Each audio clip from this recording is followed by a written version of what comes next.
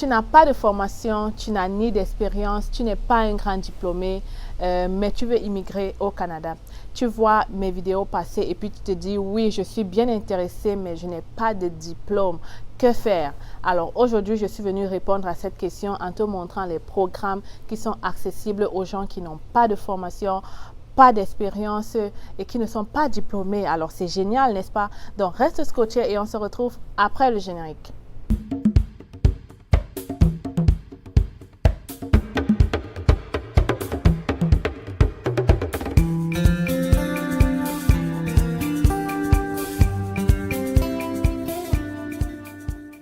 Coucou mes futurs Canadiens, je suis très contente de te retrouver aujourd'hui avec cette nouvelle vidéo. Donc là, tu me vois, j'ai déjà le manteau parce que bon, il fait déjà quand même froid au Canada. Nous sommes en automne, donc l'hiver commence bientôt. J'aime quand même l'automne parce que bon, il y a des feuilles, c'est super beau, ok? Mais bon, trêve de bavardage, vous n'êtes pas là ici pour ça. Vous êtes là pour savoir comment voyager au Canada sans diplôme, sans formation, sans expérience. Alors si tu regardes la vidéo, c'est sûrement parce que c'est ton cas. Alors, vraiment, tu es tombé sur la bonne chaîne parce que ici, on parle de l'immigration canadienne, mais aussi de l'entrepreneuriat et de l'investissement au Canada. Alors, si tu es nouveau sur la chaîne, n'oublie pas de t'abonner, ok? Parce que c'est comme ça que tu recevras les notifications pour ne plus rater aucune de mes vidéos. Je vais quand même faire une pause pour vous parler du nouveau projet. En fait, j'ai créé une page Facebook. C'est facile. Je vais mettre le lien dans la description ou alors je vais mettre le lien. Je ne sais pas si je peux mettre le lien dans la vidéo, mais bon, je vais mettre le lien quelque part. Je t'invite donc à aller t'abonner sur la page C'est facile sur Facebook parce que ça va faciliter les échanges. Vous êtes nombreux à me dire, on t'écrit sur les commentaires, tu ne réponds pas parce qu'il y a beaucoup de commentaires et je ne peux pas tout le temps défiler. Donc, j'ai trouvé mieux de créer une page Facebook pour vous parler de l'actualité sur l'immigration au Canada et pour faciliter nos échanges, ok? Parce que ça me tient à cœur de répondre à toutes vos questions et de vous aider à réaliser votre rêve canadien. Donc, avant de continuer la vidéo, va d'abord t'abonner et ensuite reviens nous voir. On va t'attendre. Alors, je suis très contente de vous parler aujourd'hui de ce projet-là, de ce programme-là. Vraiment, il y a plusieurs personnes qui sont dans cette situation-là pour X ou Y raison et il n'y a pas de problème à ça. Le Canada a besoin de vous, même si vous n'avez pas de diplôme, même si vous n'avez pas de formation ni d'expérience, ok? Le Canada a besoin de vous. Alors, ne reste pas sur ton canapé en te disant, je n'ai pas de formation, alors je ne peux pas immigrer. Non, ce n'est pas vrai du tout. Les gens qui vont te dire ça, je ne sais pas, mais moi, aujourd'hui, je te donne les programmes accessibles pour te permettre d'immigrer au Canada rapidement. Alors, sans plus tarder, on va passer au premier point. Comment tu peux faire pour immigrer au Canada si tu n'as pas de formation? Tu peux passer par le permis de travail. Beaucoup de gens ne parlent pas de ce permis de travail et je ne sais pas pourquoi, alors que c'est le moyen le plus facile d'entrer au Canada parce qu'à partir du permis de travail, tu n'as pas besoin de passer par un programme entrée express ou un programme où il y a le bassin, où tu n'as pas besoin d'avoir un nombre de points donnés, tu n'as pas besoin de dépenser beaucoup d'argent. Pourquoi? Parce que c'est l'employeur habituellement qui prend en charge toute ta procédure, c'est l'employeur qui paye ton billet d'avion et parfois il y a même des employeurs qui te trouvent le logement et qui à la fin du mois récupèrent cet argent, oui, mais quand même ils te trouvent un logement.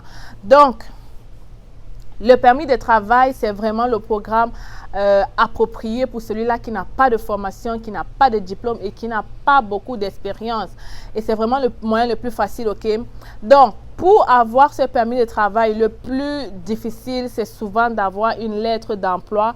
Mais si tu es un abonné, c'est facile, ce n'est plus un problème pour toi parce que j'ai déjà parlé longuement dans les vidéos. Je t'ai déjà expliqué comment entrer en contact direct avec les employeurs canadiens. Je t'ai déjà montré comment faire ton CV type Canada. Alors, si tu es nouveau sur la chaîne, va revoir les vidéos parce que ça va sûrement t'aider à entrer au Canada dans peu de temps. Alors, ne tarde pas, ok? Regarde mes vidéos, abonne-toi et je suis sûre que tu réaliseras ton rêve canadien plus tôt que prévu, ok? Alors, le permis de travail pour moi, c'est le moyen le plus facile. Pourquoi? Parce que premièrement, dans le permis de travail, on ne demande pas de tests d'anglais ni de tests de français. On ne demande pas d'avoir un nombre de points appropriés. Dans le permis de travail, vraiment, le seul truc, c'est d'avoir une lettre d'emploi. Après ça, c'est trop facile, ok? Il suffit que tu as la lettre d'emploi et tu déposes ta demande en ligne. On te donne, pour ceux qui viennent au Canada, on te donne directement le CAQ et on te donne le permis de travail. Donc, vraiment, c'est le moyen le plus facile et le plus court pour quelqu'un qui n'a vraiment pas d'expérience et qui ne sait pas quoi faire, ok? Alors, dans une vidéo, j'ai parlé de la différence entre le permis de travail ouvert et le permis de travail fermé. Je vous conseille donc de partir vers le permis de travail fermé parce que obligatoirement, quand un employeur te fait venir au Canada, il va te faire signer le permis de travail fermé parce qu'il sait qu'avec ça, tu vas rester dans son entreprise pour un nombre de temps donné. Parce que bien évidemment, l'employeur ne dépense pas tout cet argent pour rien, ok? S'il le dépense, c'est parce qu'il sait que tu dois venir et tu dois travailler longtemps avec lui. Et vraiment, c'est un programme très facile et il y a beaucoup d'employeurs qui ont besoin de toi, ok? Ok, là, tu vas te dire, oui, c'est vrai, tu es en train de me dire qu'il faut le permis de travail, mais avoir le permis de travail, il faut une lettre d'emploi. Et moi, je n'ai pas d'expérience, alors que partout, on demande l'expérience, on demande la formation. Je vais donc te démontrer aujourd'hui que ce n'est pas forcément le cas, ok? Dépendamment du titre du poste, on n'a pas vraiment besoin de formation ni de diplôme. Si ça se peut, peut-être je vais vous mettre une vidéo, si je peux, hein, parce que je ne pense pas que je pourrais. Mais je vais te dire comme ça brièvement, ok? Au Canada, si tu n'as pas de formation et que tu veux postuler, je t'invite à regarder tous les postes dont le titre du poste commence par préposé, commence par manœuvre, commence par journalier, commence par... oui, j'ai déjà dit journalier et tout. Donc, tous ces postes-là que tu vas voir avec ce titre de poste ne demandent pas une formation. Habituellement, si tu entres dans la description de poste, tu vas voir que on demande juste le niveau secondaire. Et le niveau secondaire dans nos pays, en Afrique, au Cameroun précisément, ça correspond au BEPC. Donc, tu l'auras compris, tu peux venir au Canada seulement avec le BEPC. Il suffit que tu trouves un poste ouvert aux étrangers qui montre le titre de poste journalier ou manœuvre ou alors qui ne demande aucune formation. La deuxième chose aussi, c'est que lorsque tu cherches le poste et lorsque tu n'as pas de formation et pas d'expérience, si tu regardes dans la description du poste et tu vois année d'expérience requis 1 an et 4, entre 1 an et 4 ans, tu peux postuler, ok? Et il y en a les amis. Dernièrement, j'étais dans Québec en tête et je voulais vous faire une vidéo là-dessus, mais malheureusement, les postes ont fermé parce que j'ai vu l'annonce très tard.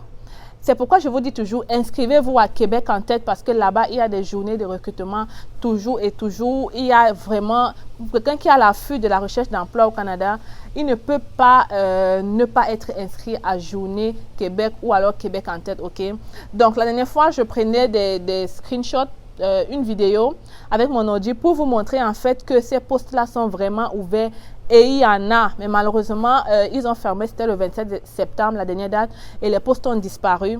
Alors, je n'ai pas pensé bien de vous montrer cela parce que le lien n'est plus disponible en fait.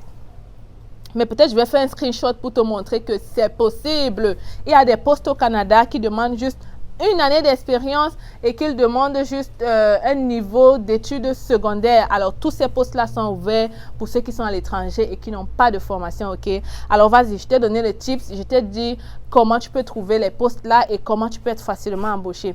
Pour comment entrer en contact avec les employeurs, va regarder mes vidéos. J'en ai déjà tellement parlé. J'ai dit comment, c'est quoi la facilité, ok? Donc, je ne vais plus le refaire ici, au risque de me répéter à chaque fois.